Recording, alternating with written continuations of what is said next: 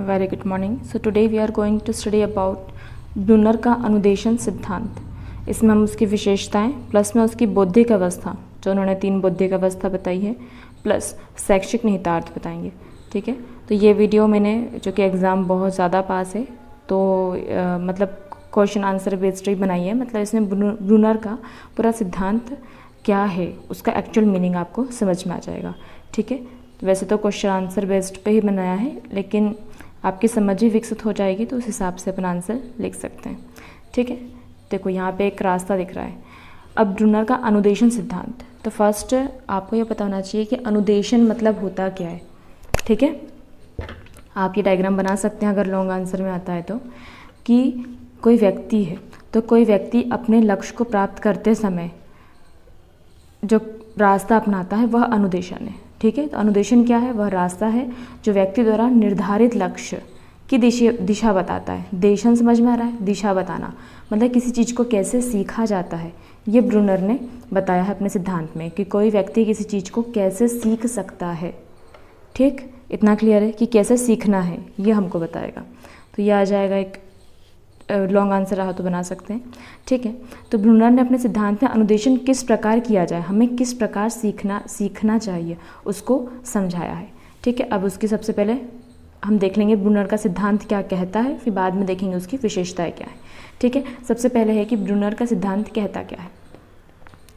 तो ब्रूनर बोलते हैं कि कोई भी व्यक्ति या मानव होता है, वो शुरू से, जब जन्म से ही ज्ञान पिपासु होता है, मतलब वो देखना चाहता है। जैसे नन्हा शिशु है तो वो दुनिया देखना चाहता है कि बाहर क्या है या फिर यहाँ क्या है, ये क्या है। ठीक है, तो प्रारंभ से ही ज्ञान पिपासु है। ज्ञान का निर्माण, ये एक टॉपिक है अपने सिलेबस में ही है। ठीक है, कि ज्ञान का निर्माण कैसे करना है, उसका संचरण और उसका स्थानांतरण, इसको भी मैंने एक्सप्लेन किया है।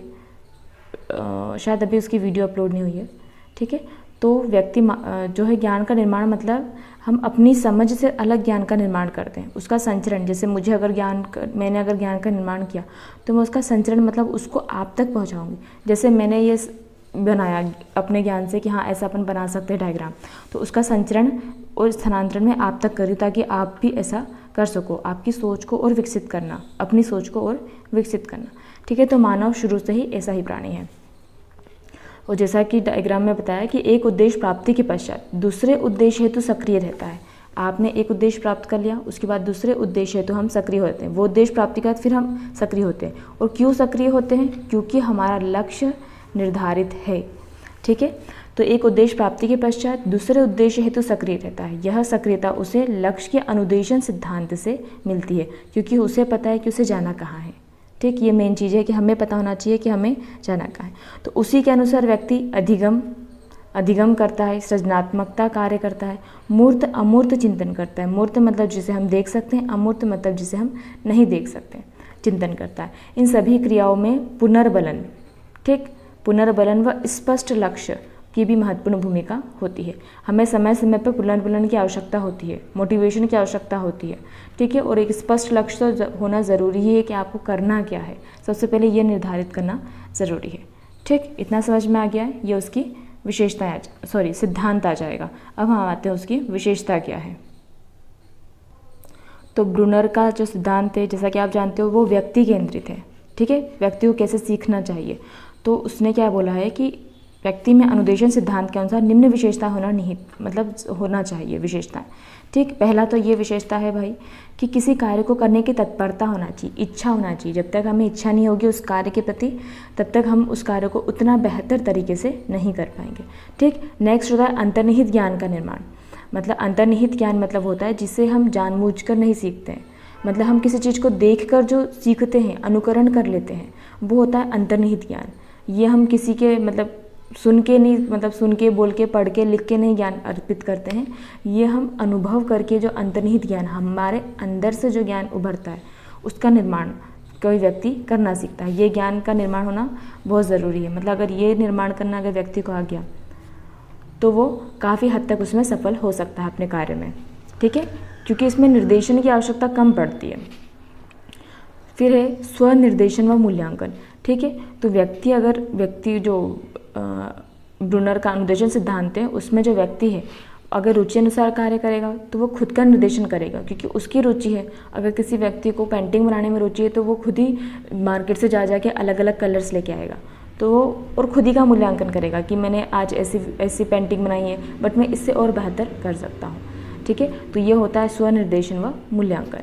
फिर है अन्वेषणात्मक ज्ञान से सीखना। अन्वेषणात्मक मतलब और खोज करके सीखना।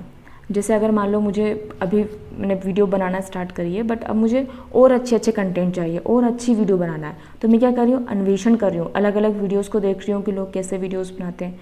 तो ये क्या होती है, अन्वेषण। तो अन्वेषणात्मक ज्ञान से सीखना ये भी व्यक्ति में ज़रूरी है। ठीक है, और अधिगम में अनुकूलता होना। अधिगम में अनुकूलता मतलब हम जो जिसमें रुचि है उसी के द्वारा अधिगम करेंगे तो हमारे अनुकूल होगा। ठीक है, अभी मुझे कोई बोले कि मैं मैथ्स पढ़ाना स्टार्ट कर दूँ, फिजिक्स पढ़ाना, तो मैं क्यों पढ़ाऊँ, मुझे उसमें इंटरेस्ट ही नहीं है। ठीक है, तो जो अधिगम है, हम जो सीखना चाहते हैं वो हमारी स्थिति के अनुकूल होना चाहिए।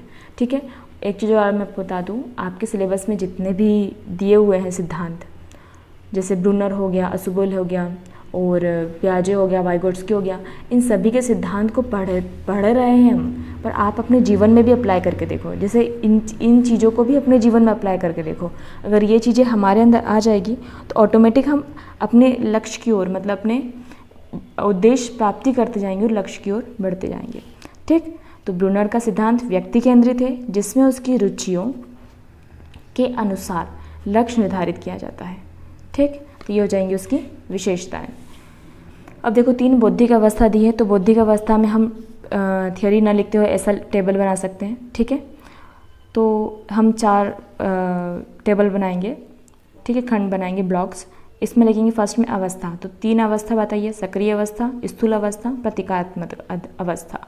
आयु सक्रिय में हो तो जन्म से 2 वर्ष, इसमें 3 से 7, इसमें 7 से ज़्यादा वाला बच्चा। ठीक है, अधिगम, इधर मैंने क्रिया लिख दिया था, अधिगम मतलब हम अधिगम कैसे करते हैं, इस अवस्था में बच्चा शारीरिक क्रिया द्वारा, मतलब हाथ पैर हिला उला के, छोटा बच्चा है तो शारीरिक क्रिया द्वारा अधिगम करता है। 3 साल से ऊपर का बच्चा शारीरिक और मानसिक करता है, और प्रतिकारात्मक भी शारीरिक और मानसिक करता है। ठीक है, इसमें चिंतन की बात करें तो उद्देश्यपूर्ण चिंतन नहीं होता है, चिंतन होता है लेकिन उद्देश्यपूर्ण नहीं होता है। इसमें हम मूर्त चिंतन कर सकते हैं। देखो ये भी लगभग पियाजे जैसे ही है। ठीक है, पियाजे ने 4 अवस्था बताई, इन्होंने 3 बताई है, दोनों ने ही बौद्धिक अवस्था बताई है। ठीक है, तो स्थूल अवस्था में हम मूर्त चिंतन करते हैं, और प्रतिकारात्मक जब हम 7 से ऊपर के हो जाते हैं तो हम मूर्त और अमूर्त चिंतन करने लगते हैं। अवबोध कैसे होता है, मतलब हमारी अवबोध मतलब होता है समझ कैसे विकसित होती है। तो सक्रिय अवस्था में हमारी समझ प्रत्यक्ष वस्तु के ज्ञान से होती है, मतलब हम जितनी वस्तुओं को देखते हैं हम उतना समझ जाते हैं कि हाँ ये झुंझुना है, ये पंखा है, ये है। तो जितनी वस्तुओं को हम देखेंगे उतना अवबोध बढ़ेगा। और इसमें हम ज्ञान को अवबोध, अगर हम कुछ चीज़ सुन के, पढ़ के, लिख के भी उसको अवबोध मतलब हमारी समझ से जोड़ने की उसकी क्षमता विकसित हो जाती है, और इसमें हम अवबोध से सृजन कार्य करने की ओर प्रेरित होने लगते हैं। ठीक, तो ये 3 अवस्था आ जाएगी सिंपल सा। अगर सिद्धांत आता है, विशेषता नहीं आती, तो उत्ते 2 लाइन लिख दो और ये टेबल बना दो, खत्म, ज़्यादा लिखने की आवश्यकता नहीं है। ठीक, अब लास्ट हम पढ़ लेते हैं ब्रूनर का शैक्षिक अनुदेशन सिद्धांत। ठीक है, तो अधिगम को और अधिक प्रभावी बनाने के लिए ब्रूनर का शैक्षिक अनुदेशन सिद्धांत बहुत आवश्यक है। इसके शैक्षिक उपादेयता या विद्यालय में इसके कैसे उपयोग कर सकते हैं वो इसमें बताया है। पहली चीज़ पाठचर्या निर्माण। तो भाई इसमें आप ये लिख सकते हो कि जो पाठचर्या का निर्माण है वो बौद्धिक अवस्था के अनुकूल होना चाहिए कि किस बच्चे का, जैसे अब ये प्रत्यक्ष वस्तु को देख के सीख रहा है, तो 2 वर्ष के जो बच्चे हैं उसमें उसकी बुक में ज़्यादा से ज़्यादा चित्र होना चाहिए। ठीक है, तो ये हमको बताता है कि पाठचर्या का निर्माण कैसा होना चाहिए, रुचि अनुसार होना चाहिए और बौद्धिक अवस्था के अनुसार होना चाहिए। ठीक है, पुनर्बलन जो होना चाहिए वो शिक्षक को देना चाहिए, सकारात्मक पुनर्बलन और एक नकारात्मक। कोई बच्चा अच्छा कार्य कर रहा है तो सकारात्मक पुनर्बलन, शाबाशी देना, इनाम देना, प्रमाण पत्र देना, ठीक है, तालियां बजवाना उसके लिए, तो उस कार्य को करने के लिए वो प्रेरित होता है। जबकि जो नकारात्मक पुनर्बलन होता है, जैसे हमने चिल्ला देना या फिर कोई सजा दे देना, तो उस कार्य को वो नहीं करता है। ठीक है, शिक्षक की भूमिका बहुत ज़्यादा है ब्रूनर के, क्योंकि शिक्षक ही कार्य करता है पुनर्बलन देने का, शिक्षक ही कार्य करता है उसकी पाठचर्या को कैसे पढ़ाना है, शिक्षक ही उसके सृजनात्मकता के कार्य करेगा। ठीक है, तो शिक्षक की बहुत महत्वपूर्ण भूमिका होती है। फिर है अंतर्निहित ज्ञान के अवसर। तो ब्रूनर का शैक्षिक अनुदेशन सिद्धांत बोलता है व्यक्ति को ज़्यादा से ज़्यादा अंतर्निहित ज्ञान के अवसर दिए जाएं। ठीक है, उसको अधिक से अधिक सामाजिक क्रियाओं में संलिप्त किया जाए। मतलब इसके अंदर हम बोल सकते हैं जो एक्स्ट्रा करिकुलम एक्टिविटीज़ होती हैं, ठीक है, पाठ्येतर क्रियाएं या फिर पाठ्य सहगामी क्रियाओं का जितना बच्चा उसमें इंक्लूड होगा उतना उसका अंतर्निहित ज्ञान बढ़ता जाएगा। उसे पता ही नहीं चलेगा खेल खेल में उसने कितने ज्ञान का आत्मसात कर लिया है। ठीक है, फिर बौद्धिक आवश्यकता अनुसार, अवस्था अनुसार अधिगम, ये तो वही जो पहले पॉइंट बोल दी थी कि अधिगम हमें उस अनुसार कराना चाहिए। अधिगम मतलब किसी बच्चे को कैसे किस विधि से पढ़ाएं, तो हमें उसके बौद्धिक की अवस्था अनुसार मतलब इस अनुसार पढ़ाना चाहिए। नेक्स्ट सृजनात्मकता, तो जो सृजनात्मकता है वो भी ये अनुदेशन सिद्धांत बताता है हमें कि बच्चे को सृजनात्मकता के अवसर दिया जाना चाहिए। ठीक है, उसको अन्वेषणात्मक, जितना वो खोजपूर्ण प्रवृत्ति का होगा उतनी उसकी सृजनात्मकता में वृद्धि होगी। ठीक है, हम ये भी बोल सकते हैं कि ब्रूनर का जो शैक्षिक अनुदेशन सिद्धांत है वो बाल केंद्रित शिक्षा की ओर इशारा करता है। ठीक है, क्योंकि वो बच्चे की रुचि की बात कर रहा है।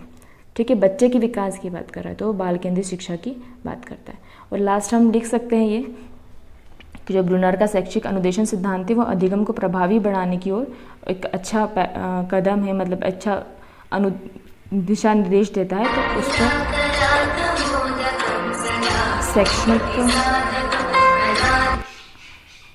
शैक्षणिक शोध कार्य हम कर सकते हैं। ओके, सो ये हो जाएगा ब्रूनर का पूरा। सो मिलते हैं नेक्स्ट वीडियो में।